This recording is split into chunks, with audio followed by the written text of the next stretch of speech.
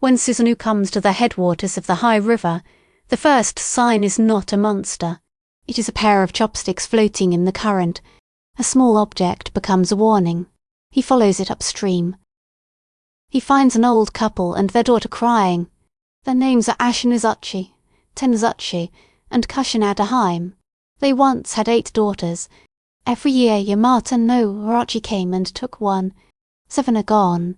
The time has come for the last one. Orochi is one body with 8 heads and 8 tails, stretching across valleys and hills, covered with moss and trees, red-eyed and terrifying.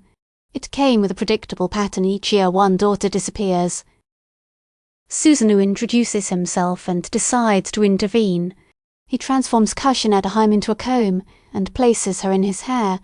She is no longer left waiting in the path of the serpent. He asks the old couple to brew strong liquor and set up 8 gates with platforms and 8 liquor vats, 1 for each head. This is not a feast. It is a trap. Orochi arrives and lowers its 8 heads to drink. It drinks through the 8 cups until it grows drunk and heavy. The cycle of swallowing is interrupted. Susanoo draws the 10-grasp sword and cuts into Orochi. The serpent that had returned every year is cut down. The river turns red.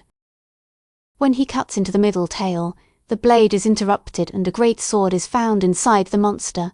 The victory becomes more than one family's relief.